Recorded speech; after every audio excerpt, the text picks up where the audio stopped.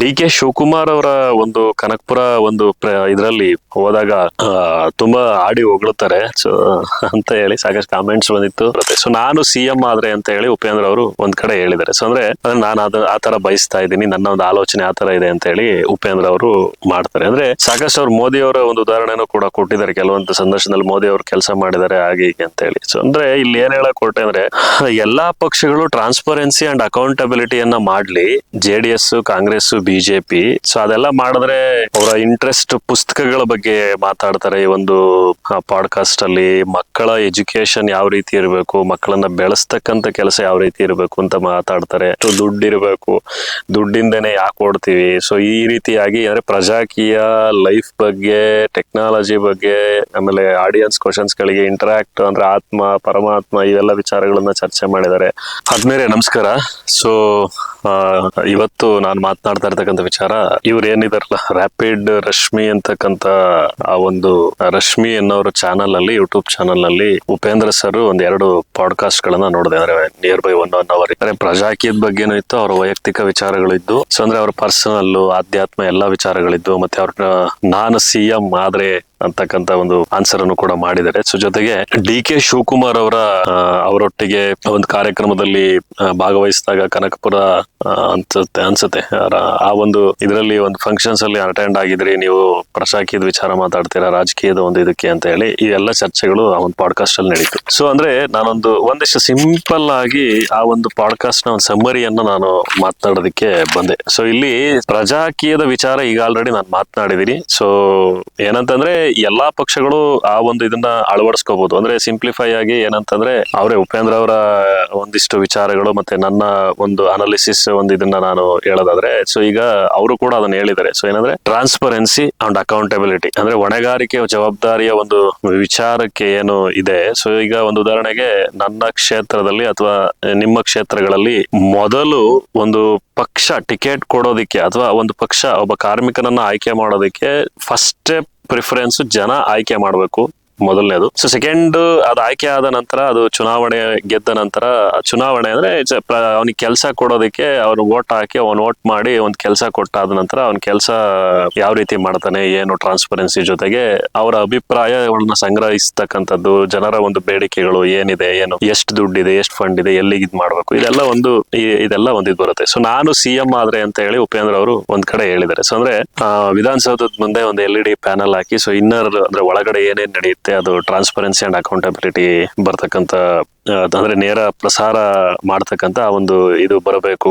ಅಂತಕ್ಕಂಥ ಒಂದು ವಿಚಾರ. ಇನ್ನೊಂದೇನಂತಂದ್ರೆ ಎಲ್ಲಾ ಡಿಪಾರ್ಟ್ಮೆಂಟ್ಸ್ ಗಳಲ್ಲಿ ಕನೆಕ್ಟಿವಿಟಿ ಇರಬೇಕು, ಮತ್ತೆ ಎಲ್ಲಾ ಕ್ಷೇತ್ರದ್ದು ಕೂಡ ಆ ಒಂದು ಸೆಷನ್ಸ್ ನಡಿಬೇಕಾದ್ರೆ ಒಂದು ಕನೆಕ್ಟಿವಿಟಿ ಇರಬೇಕು. ಅಂದ್ರೆ ರೋಡ್ ಹೇಗಿದೆ, ಸೊ ಹಾಸ್ಪಿಟಾಲಿಟಿ, ಎಜುಕೇಶನ್, ಸೊ ಅಂದ್ರೆ ಎಲ್ಲಾ ಫೀಲ್ಡ್ಸ್ ಇಂದು ಅದು ನೇರ ಕನೆಕ್ಟ್ ಇರಬೇಕು. ಸೊ ಅದು ಒಂದು ನಡಿಬೇಕು ಅಂತಕ್ಕಂಥದ್ದು ಅವ್ರ ಉದ್ದೇಶ. ಅಂದ್ರೆ ನಾನು ಆತರ ಬಯಸ್ತಾ ಇದ್ದೀನಿ, ನನ್ನ ಒಂದು ಆಲೋಚನೆ ಆತರ ಇದೆ ಅಂತ ಹೇಳಿ ಉಪೇಂದ್ರ ಅವರು ಮಾಡ್ತಾರೆ. ಅಂದ್ರೆ ಕಾಂಟ್ರಾಕ್ಟರ್ಸ್ ಗಳು ಉದಾಹರಣೆಗೆ ಈಗ ಅವ್ರು ಹೇಳಿದ್ದೇನಂತಂದ್ರೆ, ಕಾಂಟ್ರಾಕ್ಟರ್ ಅಂದ್ರೆ ಯಾರೋ ಒಬ್ಬ ಒಂದು ಟೆಂಡರ್ ಹಾಕಿ ಒಂದು ರೋಡ್ ಏನ್ ರಸ್ತೆ ಮಾಡ್ತಾನೆ, ಅದನ್ನ ಯಾರೋ ಪೂಜೆ ಮಾಡೋದ್ರ ಬದಲು ಕಾಂಟ್ರಾಕ್ಟರ್ ಕೆಲಸ ಮಾಡ್ಲಿ. ಅಂದ್ರೆ ಕಾಂಟ್ರಾಕ್ಟರ್ ಕೆಲಸ ಮಾಡಿದ ನಂತರ ಅವನೇ ಪೂಜೆ ಮಾಡ್ಲಿ, ಅವರೇ ಓಪನ್ ಮಾಡ್ಲಿ, ಯಾರು ಅಂತ ಅವರು ಗೊತ್ತಾಗ್ಲಿ ಕಾಂಟ್ರಾಕ್ಟರ್ ಯಾರು ಅಂತ ಹೇಳಿ ಅದನ್ನ ಟ್ರಾನ್ಸ್ಪರೆನ್ಸಿ ಇದರಲ್ಲಿ ಮಾತಾಡ್ತಾರೆ. ಇನ್ನೊಂದು ವಿಚಾರ ಏನು ಅಂತಂದ್ರೆ, ಯಾವ್ದಾದ್ರು ಒಂದು ಡಿಪಾರ್ಟ್ಮೆಂಟ್ ರಿಲೇಟೆಡ್ ಒಂದಿಷ್ಟು ಇದು ಬಂದಾಗ, ಚರ್ಚೆಗಳು ಬಂದಾಗ ಅಥವಾ ಯಾವ್ದಾರ ಒಂದು ಕೆಲಸ ಬಂದಾಗ ಅಧಿಕಾರಿಗಳೇ ಮುಂದೆ ನಿಂತು ಅದನ್ನ ಕೆಲಸ ಮಾಡಬೇಕು, ಜೊತೆಗೆ ಅವರೇ ಮಾತಾಡ್ಬೇಕು ಆ ವಿಚಾರಗಳ ಬಗ್ಗೆ, ಚರ್ಚೆಯಲ್ಲಿ ಅವರು ಪಾರ್ಟಿಸಿಪೇಟ್ ಮಾಡ್ಬೇಕು. ಸೊ ಅವ್ರ ಮುನ್ನೆಲೆಗೆ ಬರಬೇಕು ಫಸ್ಟ್ ಆಫ್ ಆಲ್ ಅಂತ ಹೇಳಿ ಉಪೇಂದ್ರ ಅವರು ಹೇಳಿದ್ದುಂಟು. ಸೊ ಜೊತೆಗೆ ಬ್ಯೂರೋಕ್ರಸಿ ಆ ಕೆಲಸವನ್ನ ಮಾಡಬೇಕು, ಬ್ಯೂರೋಕ್ರಸಿಗೆ ಒಂದಿಷ್ಟು ಫ್ರೀ ಹ್ಯಾಂಡ್ಸ್ ಅನ್ನ ಕೊಡಬೇಕು ಅಂತಕ್ಕಂಥ ಕೆಲಸವನ್ನು ಅವರು ಮಾತಾಡಿದ್ರು. ಡಿ ಶಿವಕುಮಾರ್ ಅವರ ಒಂದು ಕನಕಪುರ ಒಂದು ಇದರಲ್ಲಿ ಹೋದಾಗ ತುಂಬಾ ಆಡಿ ಹೊಗಳುತ್ತಾರೆ ಸೊ ಅಂತ ಹೇಳಿ ಸಾಕಷ್ಟು ಕಾಮೆಂಟ್ಸ್ ಬಂದಿತ್ತು. ಸೊ ಅದೆಲ್ಲದಕ್ಕೂ ಕೂಡ ಉಪೇಂದ್ರ ಅವರು ಉತ್ತರ ನೀಡಿದ್ದು ಯಾವ ರೀತಿ ಅಂತಂದ್ರೆ, ಖಂಡಿತ ನಾನು ಕೆಲವೊಂದು ಜಾಗಗಳಲ್ಲಿ ಹೋದಾಗ ನನಗೆ ಅನ್ಸಿದ್ದನ್ನ ಡೈರೆಕ್ಟ್ ಆಗಿ ಮಾತನಾಡ್ತೀನಿ. ಯಾವುದೇ ನನಗೆ ಹಿಂಜರಿಕೆ ಆಗ್ಲಿ, ನಾನು ಯೋಚನೆ ಮಾಡ್ತಾ ಹಿಂದೆ ಮುಂದೆ ಮಾತಾಡೋದಕ್ಕೆ ನಾನು ಇಷ್ಟಪಡಲ್ಲ. ಎಲ್ಲರೂ ಕೆಲಸ ಮಾಡಿಲ್ಲ ಅಥವಾ ಎಲ್ಲರೂ ಭ್ರಷ್ಟರು ಆತರ ಅಂತ ನಾನು ಹೇಳೋದಕ್ಕೆ ಹೋಗಲ್ಲ. ಅವ್ರ ಮನೋಭಾವ ಮನಸ್ಥಿತಿಯಲ್ಲಿ ಅವ್ರು ಹೇಳ್ತಾರೆ. ಅಂದ್ರೆ ಎಲ್ಲರೂ ಕೂಡ ತುಂಬಾ ಕೆಲಸ ಮಾಡಿದ್ದಾರೆ, ಕೆಲಸ ಮಾಡೇ ಇಲ್ಲ ಅಂತ ಏನಲ್ಲ. ಸಾಕಷ್ಟು ಅವ್ರು ಮೋದಿ ಅವರ ಒಂದು ಉದಾಹರಣೆನೂ ಕೂಡ ಕೊಟ್ಟಿದ್ದಾರೆ. ಕೆಲವೊಂದು ಸಂದರ್ಶನದಲ್ಲಿ ಮೋದಿ ಅವರು ಕೆಲಸ ಮಾಡಿದ್ದಾರೆ ಹಾಗೆ ಹೀಗೆ ಅಂತ ಹೇಳಿ. ಸೊ ಅಂದ್ರೆ ಅಂದ್ರೆ ಇಲ್ಲಿ ಏನ್ ಹೇಳಕ್ ಹೊರಟೆ ಅಂದ್ರೆ ಎಲ್ಲಾ ಪಕ್ಷಗಳು ಟ್ರಾನ್ಸ್ಪರೆನ್ಸಿ ಅಂಡ್ ಅಕೌಂಟಬಿಲಿಟಿಯನ್ನ ಮಾಡ್ಲಿ, JDS, ಕಾಂಗ್ರೆಸ್, BJP. ಸೊ ಅದೆಲ್ಲ ಮಾಡಿದ್ರೆ ಅವಶ್ಯಕತೆನೇ ಇರಲ್ಲ ಪ್ರಜಾಕೀಯ ಅನ್ನೋ ಒಂದು ವಿಚಾರನೂ ಕೂಡ ಅವರು ಒಂದ್ ಕಡೆ ಹೇಳ್ತಾರೆ. ಅವರ ಇಂಟ್ರೆಸ್ಟ್ ಪುಸ್ತಕಗಳ ಬಗ್ಗೆ ಮಾತಾಡ್ತಾರೆ ಈ ಒಂದು ಪಾಡ್ಕಾಸ್ಟ್ ಅಲ್ಲಿ. ಮಕ್ಕಳ ಎಜುಕೇಶನ್ ಯಾವ ರೀತಿ ಇರಬೇಕು, ಮಕ್ಕಳನ್ನ ಬೆಳೆಸ್ತಕ್ಕಂತ ಕೆಲಸ ಯಾವ ರೀತಿ ಇರಬೇಕು ಅಂತ ಮಾತಾಡ್ತಾರೆ.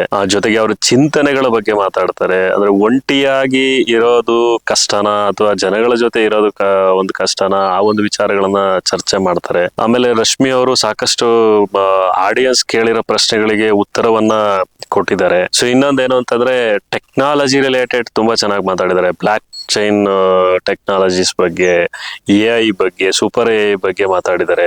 ಅಂದ್ರೆ ಈಗ ಉದಾಹರಣೆಗೆ ಈಗ ಇವತ್ತು ನಾವು ಅಪ್ಲಿಕೇಶನ್ಸ್ ಥ್ರೂ ಮಾತಾಡ್ತಾ ಇದೀವಿ.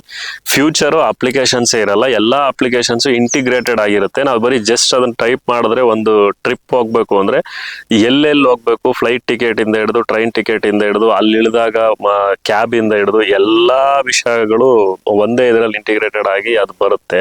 ಅದು ಒಂದಿದು. ಸೊ ಸೆಕೆಂಡ್ ಥಾಟ್ ಏನಂತಂದ್ರೆ ನಾನು ಯೋಚನೆ ಮಾಡಿದಾಗ ನಾನು ಏನ್ ಯೋಚನೆ ಮಾಡ್ತಾ ಇದ್ದೀನಿ ಅಂತಕ್ಕಂಥ ಟೆಕ್ನಾಲಜಿ ರಿಲೇಟೆಡ್ ಯಾವ ರೀತಿ ಮಾಡ್ಬೇಕು ಅನ್ನೋದನ್ನ ಅಡ್ವಾನ್ಸ್ ಲೆವೆಲ್ ಅಲ್ಲಿ ಬರುತ್ತೆ ಅನ್ನೋ ಒಂದು ಇದನ್ನ ಹೇಳಿದ್ದಾರೆ. ಮತ್ತೆ voting patterns blockchain related ಅಲ್ಲಿ ಈ ರೀತಿ ಇರಬೇಕು ಅಂತಕ್ಕಂಥ ಮಾತುಗಳನ್ನ ಸಾಕಷ್ಟು ಹೇಳಿದ್ದಾರೆ. ಸೊ ಈ ಪಾಡ್ಕಾಸ್ಟ್ ಓಕೆ, ಒಂದು ಅವರ ಒಂದು ಡಿಸಿಷನ್ಸ್ ಅಂಡ್ ಹ್ಯೂಮನ್ ವ್ಯಾಲ್ಯೂಸ್ ಬಗ್ಗೆ ಸಾಕಷ್ಟು ಹೇಳಿದ್ದಾರೆ.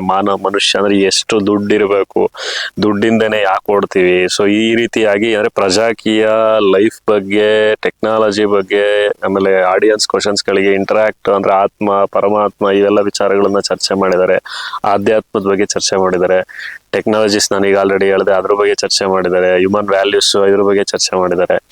ಸೊ ಯಾರು ನಂಬೋದು, ಯಾರಿದು, ಈ ತರ ಎಲ್ಲ ಪ್ರಶ್ನೆಗಳು ಅವ್ರಿಗೆ ಅವರೇ ಇದು ಮಾಡ್ಕೊಂಡಿದ್ದಾರೆ. ಅಂದ್ರೆ ನಾನೇ I am god, god is great ಅಂತಕ್ಕಂಥ. ಆಮೇಲೆ ಅವ್ರ ತಂದೆಯ ಒಂದು ವಿಚಾರ, ತಾಯಿ ವಿಚಾರ, ಅವರು ಬೆಳೆದು ಬಂದ ಆದಿ. ಸೊ ಇಷ್ಟೆಲ್ಲ ಅಂದ್ರೆ ಏನು ಕ್ರಿಟಿಕಲ್ ಫೇಸಸ್ಗಳನ್ನ ಅವ್ರು ಫೇಸ್ ಮಾಡಿದ್ದಾರೆ. ಸೊ ಅಂದ್ರೆ ಬಾಲ್ಯದಿಂದ ಹಿಡಿದು ಇವತ್ತಿನ ಒಂದು ಐ ಥಿಂಕ್ ಇಟ್ಸ್ 57-58 ಇಯರ್ಸ್, 57-58 ವರ್ಷದವರೆಗೆ ಅವರ ಸುದೀರ್ಘ ಜೀವನವನ್ನ ಈ ಒಂದು ಪಾಡ್ಕಾಸ್ಟ್ ಅಲ್ಲಿ ಚರ್ಚೆ ಮಾಡಿದ್ದಾರೆ. ಸೊ ನಿಮಗೆ ಏನ್ ಅನ್ನಿಸ್ತು ಆ ಒಂದು ಪಾಡ್ಕಾಸ್ಟ್ ನೋಡಿದ್ದು? ನಿಮಗೆ ನಿಮ್ಮ ಅನಿಸಿಕೆ ಏನು ಇದಾಯ್ತು ಅಂತ ಹೇಳಿ ಖಂಡಿತ ಕಮೆಂಟ್ ಮಾಡಿ. ನಾನು ಕೂಡ ನೋಡೋದಕ್ಕೆ ಕುತೂಹಲನಾಗಿದ್ದೇನೆ. ನಮಸ್ಕಾರ.